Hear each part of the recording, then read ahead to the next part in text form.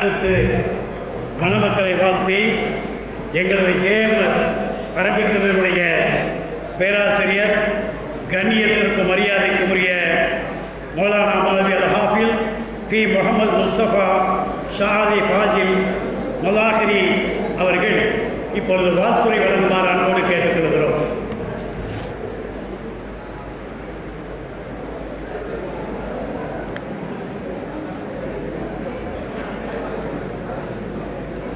السلام عليكم ورحمة الله وبركاته.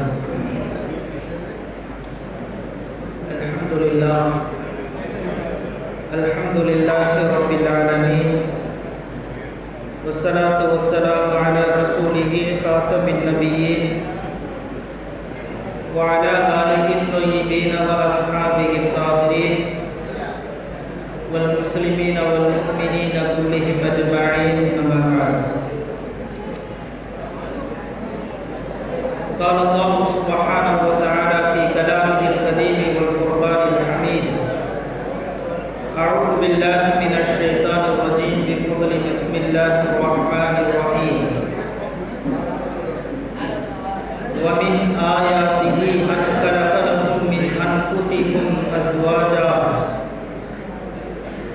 لتسكنوا إليها وجعل بينكم مودة ورحمة إن في ذلك لآيات لقوم يتفكرون. صدق الله المولانا العظيم. وقال نبينا رسول الله صلى الله عليه وسلم: لم تر للمتحابين مثل النكاح، أو كما قال عليه الصلاة والتسليم. புகழ் அனைத்தும் ஏகவல்லோன் அல்லாஹ் ஜல்ல ஷானஹு தஆலா ஒருவனுக்கு உரைத்தாகட்டுமாக. அருமை நாயகம் முஹம்மது ரசூலுல்லாஹ் ஸல்லல்லாஹு அலைஹி வஸல்லம் அவர்களின் மீதும் அவர்களின் நல்வாழ்வை பின்தொடர்ந்து வாழ்ந்த சஹாபாக்கள், தாபிஈன்கள், தபஅ தாபிஈன்கள், நாதாக்கள், நல்லோர்கள், சுஹதாக்கள், சாலிஹீன்கள், அவுலியாக்கள், இறைநேசர்கள், முன்னோடிகளாக திகழ்ந்த நம் முன்னோர்கள் நம் அனைவர்களின் மீதும் அல்லாஹ்வின் அன்பும் அருளும் என்றென்றும் நிறைவாக உண்டாகட்டுமாக. ஆமீன். கண்ணியத்திற்கும் பெரும் மதிப்பிற்கும் உரைத்தான இப்பலனை இந்த பைத்துல் மால் திருமண விழாவின் தலைவர் அவர்களுக்கும் எங்களுக்கு அப்பொழுது நல்ல ஆலோசனைகளை வழங்கி செயல்படுவதற்கு சிறந்த கருத்துக்களை கூறி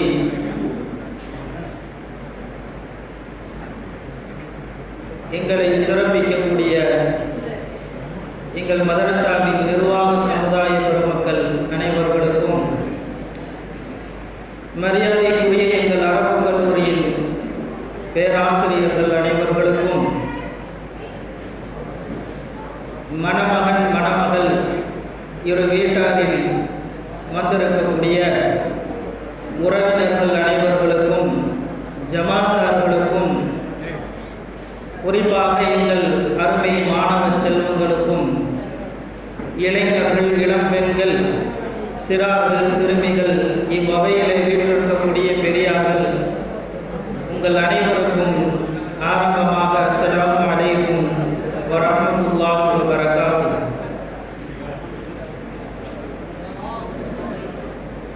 கண்ணியத்திற்குரியவர்களே,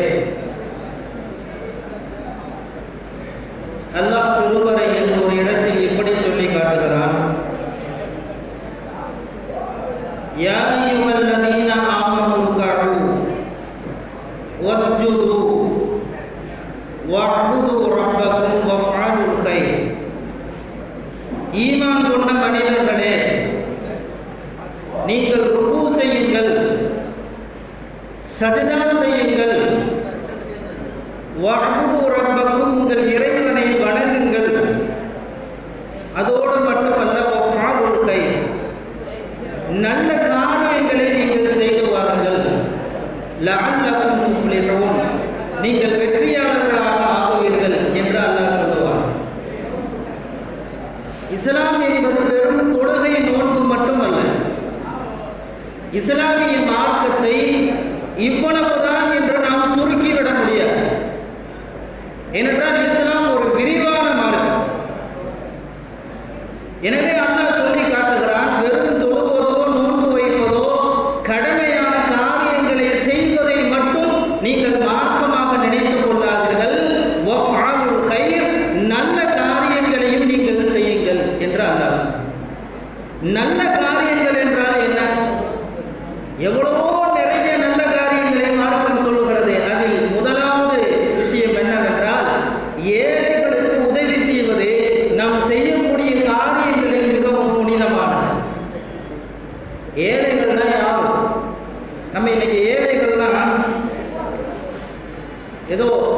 சாலையோரத்தில் யாசகம் கேட்கிறார்களே, அவர்களை ஏழைகள் என்று நாம் இந்த காலத்தில் நினைத்து விட முடியாது. ஏனென்றால் நீங்கள் செய்திகளை பார்த்து வருகிறீர்கள், செய்திகளை கேட்டு வருகிறீர்கள். உலகம் கைக்குள் சுருங்கிவிட்டது. ரோட்டில் தெருவோரங்களில் யாசகம் கேட்பவர்களை நாம் ஏழைகள் என்று சொல்லவிட முடியாது. ஏனென்றால் சமீப காலத்திற்கு முன்னால் வந்த செய்திகளை நீங்கள் அறிந்திருப்பீர்கள். யாசகம் கேட்டே ஒரு பெண்மணி பெரும் கோடிகளை வங்கிகளில் வைத்திருந்த வரலாறுகளை நீங்கள் பார்த்திருப்பீர்கள். யாசகம் கேட்டே அவர்கள் சேகரித்த பணங்களை வைத்து பல அடுக்குமாடி கட்டிடங்களுக்கு அந்த பெண் சொந்தக்காரியாக இருந்திருக்கிறார். அப்ப யாசகம் கேட்கிற எல்லாத்தையும் நம்ம ஏழைன்னு சொல்லிட முடியாது. அப்ப ஏழைகளுக்கு உதவி செய்ய வேண்டுமானால் ஏழைகளை எப்படி கண்டுபிடிப்பது? எப்படி ஏழைகளை நாம் கண்டுபிடிப்பது? அல்லாஹ் குர்ஆனில் அழகாக சொல்லுவான், ஏழைகளுக்கு உதவி செய்யுங்கள் என்றால் அந்த ஏழைகள் யார் என்று அல்லாஹ் குர்ஆனில் சொல்லுவான். யார் தெரியுமா? யஹ்சபுஹுமுல் ஜாஹிலு அக்னியா மினத் தஅஃஃபுஃப். ஏழைகள் எப்பொழுதுமே தன் வறுமையை வெளியே சொல்ல மாட்டார்கள். தனக்குள் எவ்வளவு கஷ்டம், எவ்வளவு துன்பம் இருந்தாலும் அதை தனக்குள்ளேயே வைத்துக் கொண்டு வெளியே பார்ப்பவர்களுக்கு மத்தியில் தன்னை சீமானை போன்று பெரும் பாக்கியங்களை பெற்றவர்களை போன்று காட்டிக் கொண்டிருப்பார்கள். அவர்களை நீங்கள் பார்த்தால் யஹ்சபுஹுமுல் ஜாஹிலு அக்னியா, அறியாதவர்கள் அவர்களை பார்க்கும் பொழுது இவங்களை பார்த்தா ஏழை மாதிரிலாம் தெரியலையே, இவங்க யார்கிட்டையும் வாய் திறந்து கேட்கறதுலே, எனக்கு இந்த கஷ்டம் இருக்குன்னு சொல்றதே இல்லையே, இப்போ இவங்களை எப்படி நம்ம ஏழை நம்புறது? அல்ல, அவங்களைத்தான் சொல்ற, அவர்கள் தான் ஏழை. அப்போ உண்மையான கஷ்டம், குடும்பத்தின் வறுமை எவ்வளவு இருந்தாலும் அதை தனக்குள் வைத்திருப்பார்கள், வெளியே சொல்ல மாட்டார்கள். இந்த ஏழைகளுக்கு நீங்கள் உதவி செய்யுங்கள் என்கிறார்கள். இன்னைக்கு நிறைய குடும்பங்கள் நம் சமூகத்தின் நிலைமை இப்படித்தான் இருக்கிறது. பக்கத்து வீட்டுக்காரன் பசியோடு இருப்பார், ஆனா வெளியிலே பார்க்கின்ற பொழுது அவர் வண்டியில் போய் கொண்டிருப்பார். பக்கத்து வீட்டுக்காரருக்கு எவ்வளவோ தேவைகள் இருக்கும், வெளியிலே பார்க்கின்ற பொழுது அவர் எல்லாவற்றையும் சுமந்தவரை போல காட்சி தருவார். ஆனால் அல்லாஹ் சொல்றான், அவங்க தான் ஏழைகள், அவங்களுக்கு உதவி செய்யுங்க. யஹ்சபுஹுல் ஜாஹிலு அக்னியா மினத் தஅஃஃபுஃப் தஅரிஃபுஹும் பிஸீமாஹும். அவர்களை பார்த்தாலே நீங்கள் அறிந்து கொள்வீர்கள். லா யஸ்அலூன அன்-நாஸ இல்ஹாஃபா. மக்களிடத்திலே வறண்டு பிடித்து எனக்கு இதை கொடுன்னு வாய் திறந்து கேட்க மாட்டான், யார்கிட்டையும் கையேந்தி நிற்க மாட்டான். அப்படிப்பட்ட ஏழைகளுக்கு உதவி செய்யுங்கள் என்று அல்லாஹ் சொல்றார். அப்ப அந்த ஏழைகளை கண்டுபிடித்து அவர்களுக்கு உதவி செய்யக்கூடிய ஒரு வேலைதான் நம்முடைய இந்த பைத்துல் மால் என்று சொல்லப்படக்கூடிய இந்த திருமண விழா. அதை ஒட்டி தான் நடைபெற்று கொண்டிருக்கிறது. ஒரு சிறந்த காரியம் இந்த பைத்துல் மால் திருமண விழா.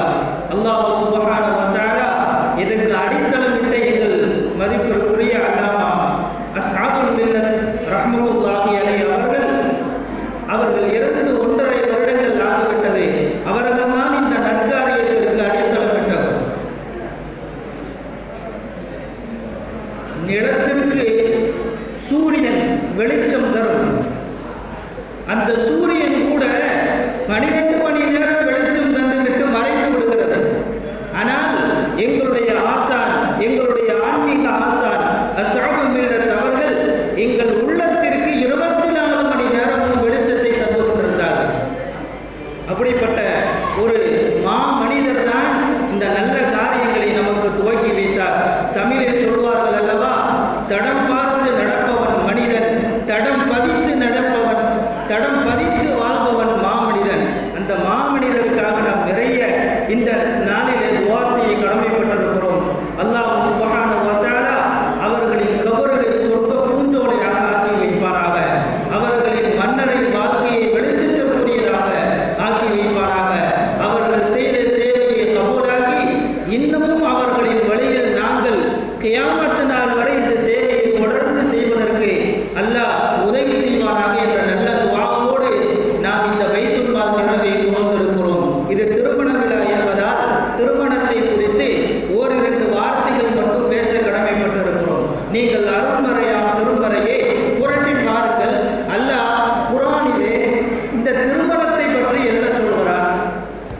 கொஞ்சம் புரட்டி பாருங்க, குர்ஆனை எடுத்து பாருங்க.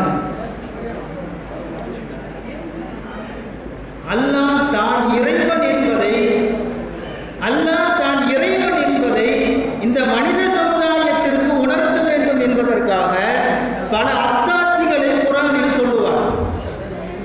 தான் இறைவன் என்பதை மக்கள் புரிந்து கொள்ள வேண்டும் என்பதற்காக பல அத்தாட்சிகளை குர்ஆனில் அல்லாஹ் கூறுவார், சொல்லுவார்.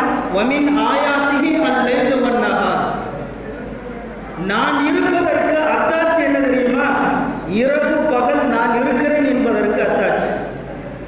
வஷம்சு வல் கமர், உதிக்கக்கூடிய சூரியனும் இரவில் குளிரூட்டும் சந்திரனும் நான் இருப்பதற்கு அத்தாட்சி.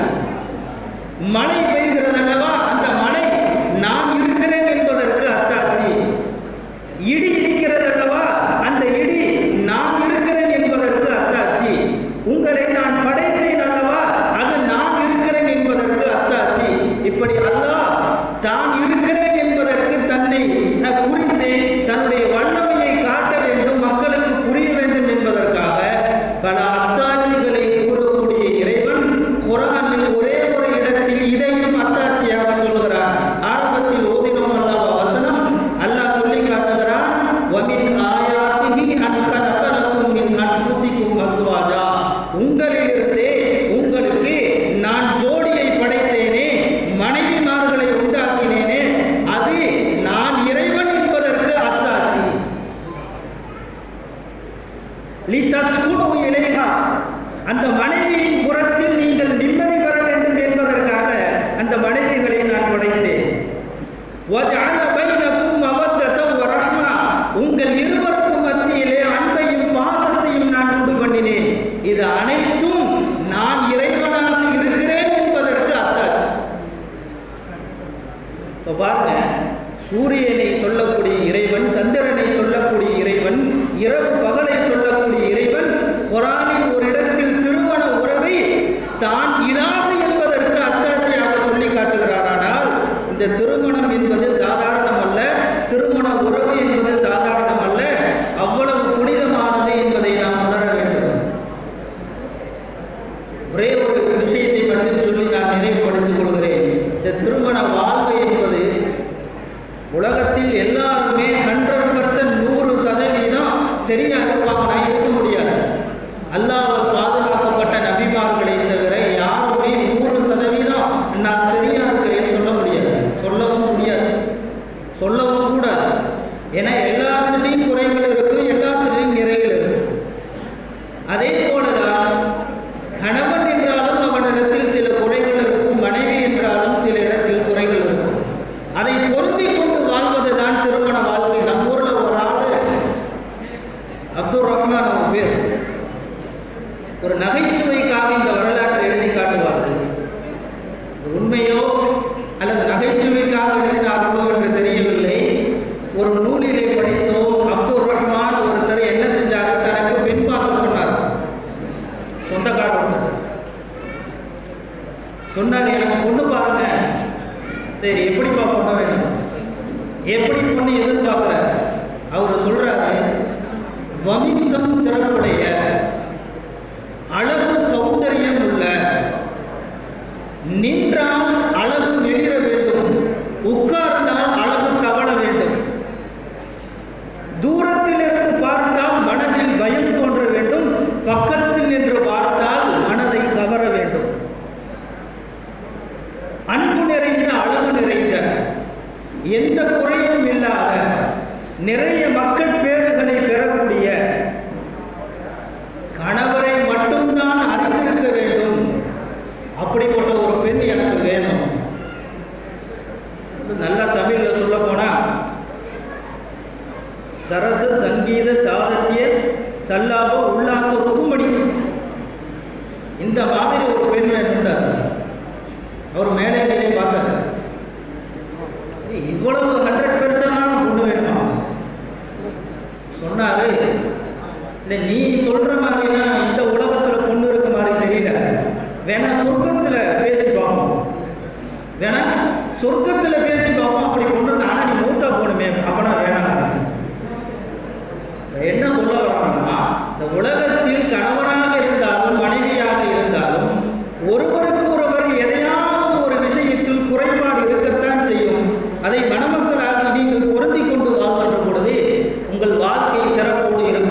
இமாம் அஹ்மது பின் ஹம்பல் ரஹிமஹுல்லாஹ் தன் மனைவி இறந்து 1 வருடம் கழித்து சொன்னார்கள், என் மனைவி இறந்து 1 வருஷம் ஆச்சு.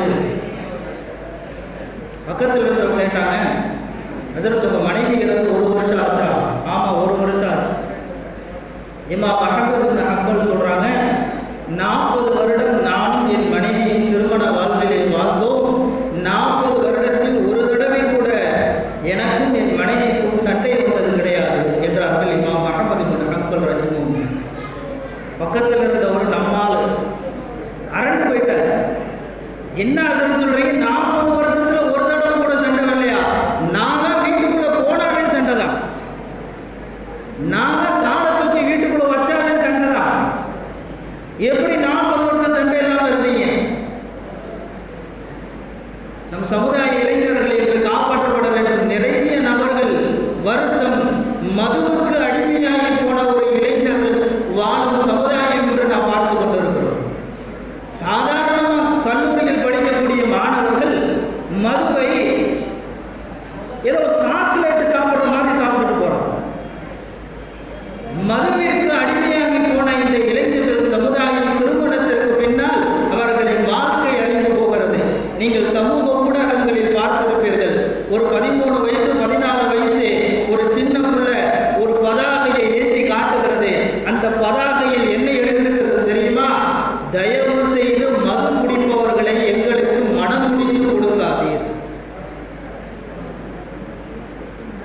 ஒரு 13 வயசு குழந்தை ஒரு பதாகையை தூக்கி காட்டுகிறது. அதில் எழுதப்பட்டிருக்கிற வார்த்தை என்னவென்றால், தயவு செய்து மது குடிக்கக்கூடிய மணமகன்களை எங்களுக்கு மனம் முடித்து கொடுக்காதீர் என்று ஒரு போர்டை தூக்கி நீட்டுகிறது.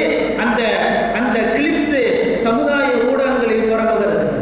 அப்ப இன்னைக்கு குடும்பத்தில் நிறைய சண்டைகள் ஏற்படுவது, விரிசல் ஏற்படுவது இந்த மதுவின் தீங்கால்.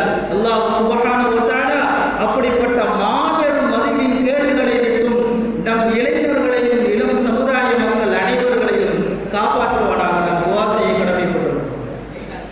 அவர் சொன்னாரு, எப்படி இருக்கிறது 40 வருஷம் சண்டை எல்லாம் இருந்தீங்க? இமாம் அஹ்மது பின் ஹம்பல் ரஹிமஹுல்லாஹ் சொன்னார்கள், இது ஒன்றும் பெரிய விஷயம் இல்லைப்பா, நான் ஒரு சின்ன டிப்ஸ் சொல்றேன், அது மாதிரி நடந்துக்க, சண்டையே வராது. என்ன சொல்றீங்க? ஒண்ணுமே இல்லை. எப்பயாவது நான் கோபமாக பேசுகின்ற பொழுது என் மனைவி அமைதியாக இருப்பார். என் மனைவி கோபமாக பேசுகின்ற பொழுது நான் அமைதியாக இருந்து கொள்வேன். ஏன்னா சண்டை எப்போ வரும்னா, ஒருவருக்கொருவர் வாக்குவாதம் பண்ணி பெருசாகும் பொழுதுதான் சண்டை வருகிறது. இமாம் அஹ்மது பின் ஹம்பல் ரஹிமஹுல்லாஹ் சொன்னார்கள், நான் கோபமாக பேசுகின்ற பொழுது என் மனைவி அமைதியாக இருந்து கொள்வார். என் மனைவி கோபமாக பேசுகின்ற பொழுது நான் அமைதியாக இருந்து கொள்வேன். இதுதான் நாங்கள் இருவரும் சண்டை இல்லாமல் வாழ்ந்ததனுடைய ரகசியம் என்று இமாம் அஹ்மது பின் ஹம்பல் ரஹிமஹுல்லாஹ் சொல்லியதை நாம் இங்கு நினைவுக்கு வர வேண்டும். மணமக்களாகிய ஆகக்கூடிய நீங்களாக இருந்தாலும் சரி, மணமக்களாக ஆகிவிட்ட நாமளாக இருந்தாலும் சரி, வாழ்க்கை சிறப்போடு சண்டை இல்லாமல் இருக்க வேண்டுமானால் விட்டு கொடுத்து போகக்கூடிய ஒரு மனப்பான்மை தரப்பை இரண்டு புறத்திலிருந்து வருகின்ற பொழுது அந்த குடும்பம் சீராக இருக்கும். அதைத்தான் இமாம் அஹ்மது பின் ஹம்பல் ரஹிமஹுல்லாஹ் சொல்லி காட்டுகிறார்கள். ஒரு மனைவி நினைச்சாங்களாம், நான் இன்னைக்கு என் கணவனுக்கு நல்ல சாதனா வச்சு கொடுக்கணும்னு நினைச்சாங்க. நம்ம நல்லா மீன் எடுத்து கழுவி சுத்தம் பண்ணி அழகான முறையில் மீன் குழம்பு வச்சாங்க.